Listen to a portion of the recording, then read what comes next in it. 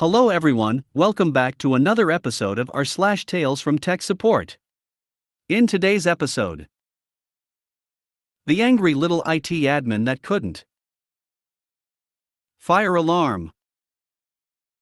Before we get started, make sure to subscribe so you will never miss a video. So let's get started. The angry little IT admin that couldn't. I work tech support for a software company. A lot of our clients have this really bad habit of hiring remarkably sh*tty IT people for their organization. Sometimes, we need their assistance in installing updates and other functions. The problems start when they think that we're responsible for fixing every single other issue that goes on with their systems that doesn't have anything to do with our software. And because these IT people that were hired are so sh*tty, they have no idea how to do any basic troubleshooting of the systems they were hired to maintain. One memorable guy called in frothing mad because he thought his website was being doozed and he didn't know how to fix it, prevent it, or troubleshoot it, and tried to make us fix his web server. But that's a different story. Cast. Me. Kevin, co-worker. Lee, angry IT guy. Now, we don't really hear from Lee too often. Usually, the other employees from his organization call in or make tickets. They're all some of the nicest clients we work with. The most we get from them is the odd expression of frustration. Lee, on the other hand, is the very definition of a short fuse. We suspect at this point that a landmine has better emotional control than he does, and would probably result in less collateral damage. When he does call in, expect to not get any work done for at least the next 30 or so minutes. He's a very angry Chinese man who becomes nearly unintelligible when he's worked himself up, which is most of the time. He's also one of those people who will demand answers or explanations, but then talk over you if you try to speak. Very in your face and aggressive, and doesn't respond well to the usual customer service calm down techniques. He called in yesterday around noon to report an issue with their printer, which happens to be printing tickets and receipts way slower than they should be. Basically, stuff was taking several seconds too long to send to the printer.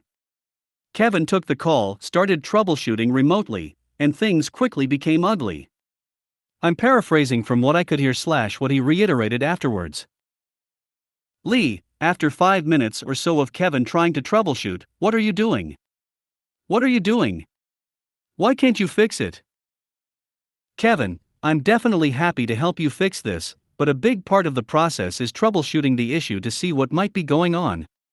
Could you log into the printer server with your credentials, please?" Lee, "I'm not getting onto the print server, it's your printer server, you log into it. It's your mess. I shouldn't have to do the work for you, you know?" Kevin, "Just uses the support login." "Alright, Lee, so what I'd like to do now is dash." Lee, "What did you just click on?" Kevin, "I just opened up the printer server so we could take a look at your config dash." Lee, "I don't need to look at the configuration, I know the configuration. You don't know what you're talking about. You have the printer server in the cloud, just download it again from there and fix it. Our servers are fine, it's yours that you need to fix to make this work for us." Kevin, "Sir, our printer server is installed locally, which is why I wanted to take a look remotely dash." Lee, "How long is this going to take? Cause I need this fixed today, okay? You understand that? I don't have time to troubleshoot or whatever, I just need you to understand that this needs to be fixed right now." Kevin, "Sir, I'm sorry, but troubleshooting is the only way I can start taking steps to fix your issue. What I can do for now, if you're strapped for time, is create a ticket for this, so I can research the issue further dash." Lee, No, I'm not letting you off the phone until you fix, okay? Nobody is getting off this phone until this printing is working again, okay? We're down, do you understand? We can't print, it's not working, and nobody wants to help me, and you're not listening to me. Kevin, "Alright, sir, if I could just dash." Lee, No, you know what? I want to escalate this. Who's someone else I can talk to? Is Tara, manager who helped set them up, there? I want to talk to Tara now, tell her to call me right now. Tara does not call him right then and there, but she does respond to Lee on the ticket letting him know what steps to try. She also leaves him a voicemail letting him know that she'd be available for the next hour. It was almost time to go home, if he'd like to call back to discuss the issue. She also called him a few times during that hour, but he never picked up. Now, we were in the midst of a mini tropical storm yesterday. Tara left after that aforementioned hour to go pick up her child from school early because of the horrific traffic due to some minor flooding. Lee called back and shortly after she left. I picked up this time as Kevin was busy. Lee, hello, could I speak to Tara, please? She told me she would give me a call, but I haven't heard from anybody in several hours. Me, I'm sorry, but Tara is actually out of the office for the day. She did let us know that you had asked to speak with her, and she'll be happy to give you a call back tomorrow morning. Lee, oh no, see, that's unacceptable. She told me she would call me and she never did. I don't have anything from her. Don't you see where I'm coming from? Don't you guys care about your customers at all? I mean, I asked Kevin to let me speak to her and dash. Me, I'm sorry to hear that, but Tara did leave you a voicemail letting you know that she'd only be available for another hour. If you'd like me to look up your ticket number, she also mentioned that she'd left some steps for you to try. Were you able to look at those?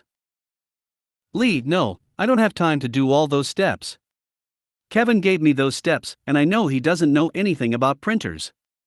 You've got your printer server in the cloud and you need to fix it. It's affecting our workflow here, and it's unacceptable. Is there anybody else around that I can talk to who can fix this for me? Can you tell Tara to come back and dash? Me, on a whim playing the interruption game, because I am not sitting here for 30 minutes to argue about why I can't order my manager to drive back to work in the middle of a storm. Unfortunately, sir, she and a few others stepped out early today, because we're currently in the middle of a tropical storm. Lee miraculously stops yelling, oh, okay. Well, do you know if there will be anyone else around for me to talk to today? I don't really want to talk to after-hours support. I don't trust them, they don't help me. We're the same people, we just rotate who stays late one night. What about Kevin? He doesn't know anything about printers, but if he's the only one, let me speak to him, please. At this point I put him on hold and spoke to our senior analyst, P, about the whole deal, who was going to be on late shift that night. She told me to go ahead and transfer the call. Lee, just as I've taken him off mute, hello? Hello? Are you there? Where did you go? Hello? Me, okay, unfortunately, Kevin is busy with another client at this T-dash. Lee, no, take him off that other client, give him to me, let me talk to him now, okay? We need this fixed right now, we can't print at all and we're completely down, I can't wait for some other C-dash. So what I'm going to do is put you in contact with our senior analyst, P. She can work with you tonight on your printer issues. Leo. Okay, that's good. Thank you. I transferred. All was well. Apparently, P was able to get a decent chunk of troubleshooting done with him, though it took about an hour. With him periodically cutting in to go off on some violent tangent about how we don't know anything, and how it needs to be fixed right now and whatnot. P reportedly spent most of the time on the call eating snacks, and letting him throw his tantrum with the occasional "I'm so sorry." Turns out the issue was on our end, but only P was able to wrestle him down enough to let her figure that out. We fixed it within a few minutes. Fire alarm. Okay, so I never did IT, not a programmer or anything like that, and so on. My experience with tech support was a single summer job doing call center tech support for an alarm company. That was years ago though, and my memory of things isn't super clear. But this one is accurate. Residential and small businesses security alarms come in two main varieties, hardwired and wireless, with the differences being pretty pervasive. Older systems have all sensors directly wired to the control panel, usually a barebones consumer version of a Honeywell commercial system, and require a connection to a landline phone system. Newer systems use a radio system to connect to sensors, and use a SIM card to connect with cell towers, and are usually manufactured by GE, with customization for different vendors. This very different architecture means that most systems get wholesale swapped out when the customer wants to upgrade. But system integrations can be done with the old wired system hooked up to a new control panel. It's a hassle, so no one likes to do it. Regardless of architecture, all systems have batteries for backup power. In wired systems, it's in the system junction box, which looks like a standard wall-mounted steel utility box. In wireless systems, it's part of the control panel.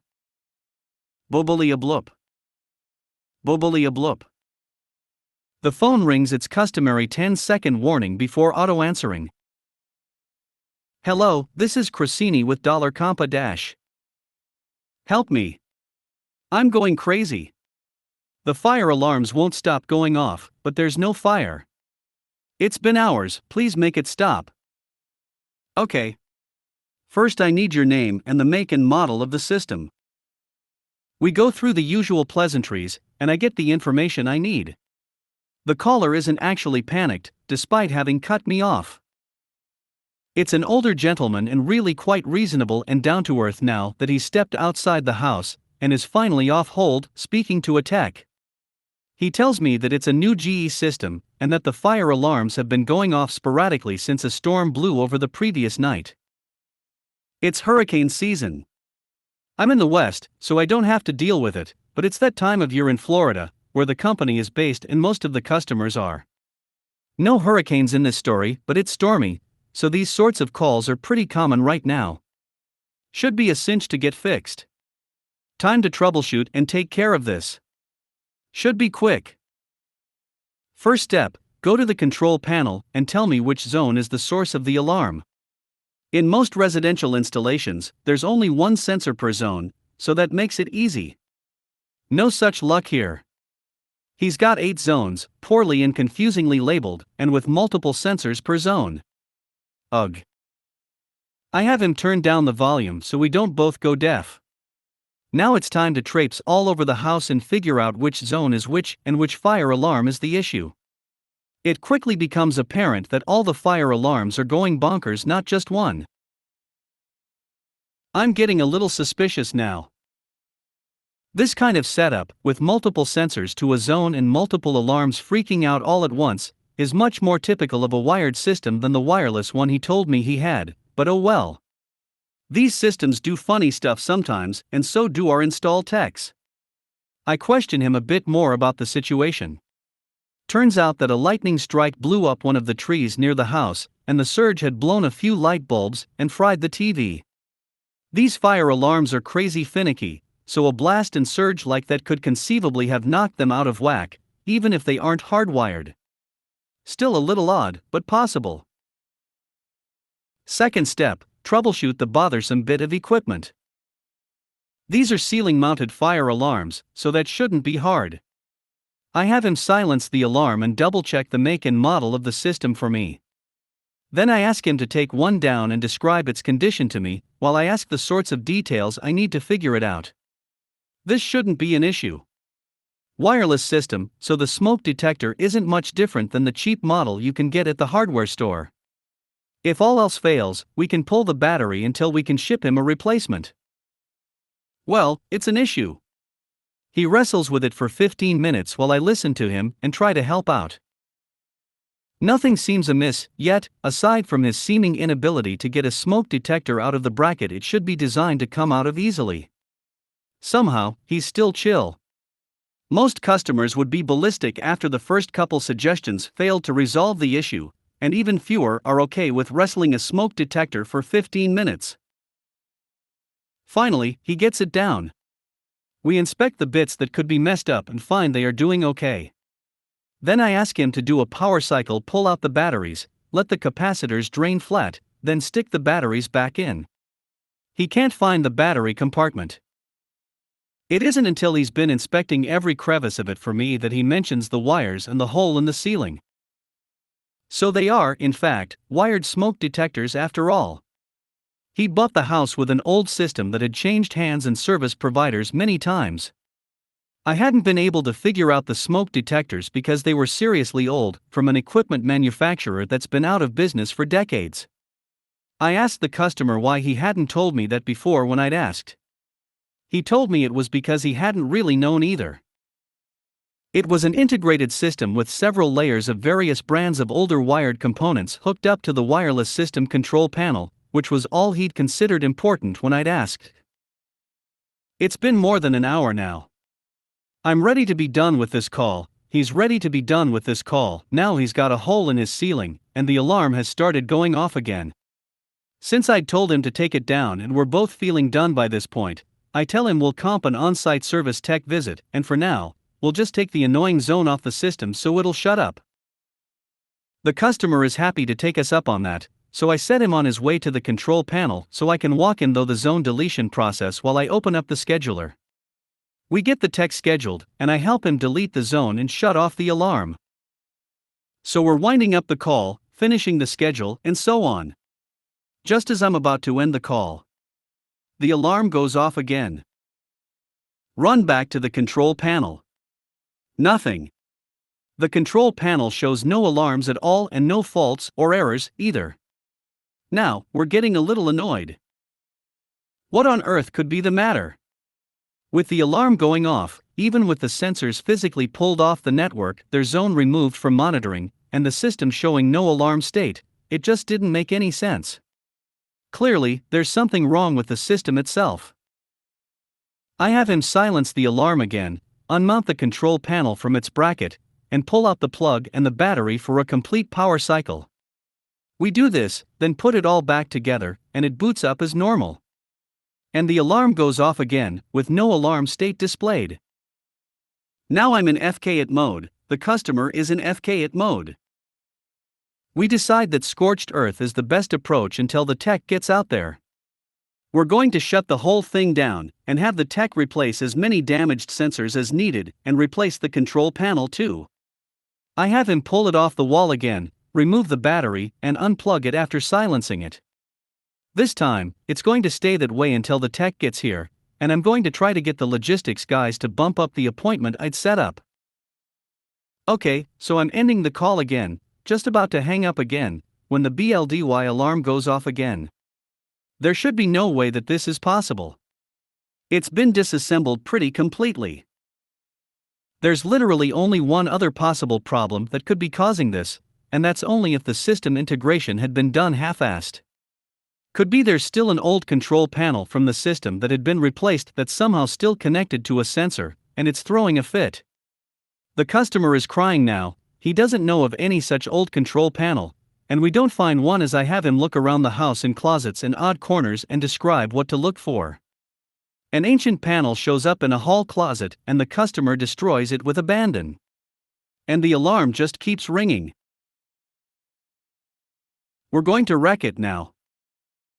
Let's go to the garage and find the old control box, if there still is one, and rip out the circuit board if we need to. There shouldn't be one. All the wiring should have been rerouted to the new panel during system integration, so the box should be empty. This shouldn't be necessary. The customer tries to pull open the door. It's hot. He uses work gloves and gets a massive lung full of magic smoke. There was a fire. A slow smoldering fire. There was a big backup lead-acid battery with my company's name on it sitting in that old box that should have been empty, powering the old wired sensors. It was an internal temperature-based fire alarm system on the old circuit board that was going off. The customer got the battery disconnected and removed from the building, and we laughed about it together. And I promised him a comped replacement system when his free tech visit occurs.